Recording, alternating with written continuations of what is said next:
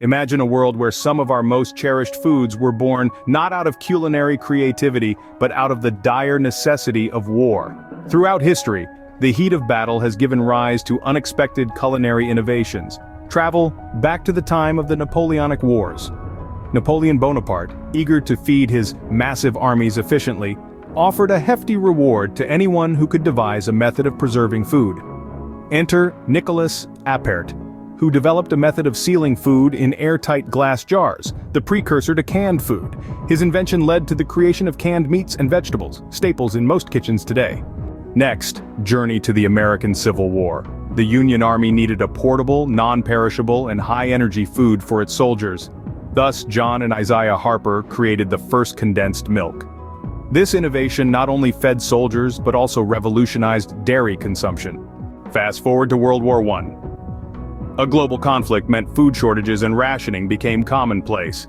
In the United Kingdom, under these circumstances, the government encouraged the consumption of Marmite, rich in vitamin B and non-perishable. The divisive spread found its place on the British breakfast table.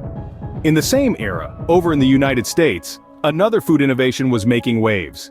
The need for a cheap, long-lasting, and easy-to-produce food led to the invention of processed cheese. It was easy to transport to the troops overseas, and thus, processed cheese, the main ingredient of many a cheeseburger, was born.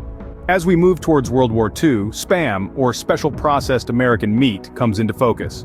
A product of Hormel Foods, Spam was an affordable and long-lasting meat product that found its way into the ration kits of American soldiers. The same war also gave rise to Nutella. In Italy, cocoa was scarce, so a pastry maker named Pietro Ferrero thought to extend the limited supply by adding ground hazelnuts. The result? A sweet spread enjoyed by millions today.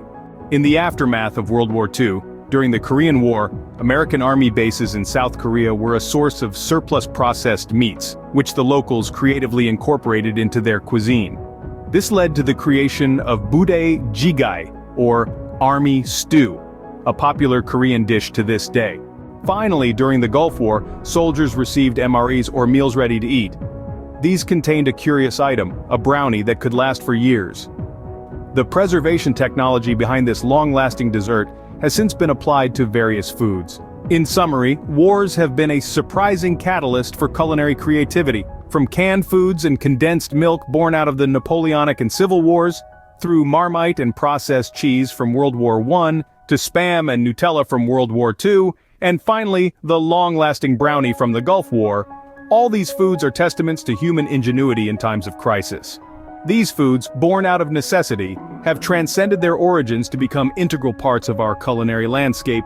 Each bite of these foods is a taste of history, a reminder of our capacity to innovate even in the face of adversity.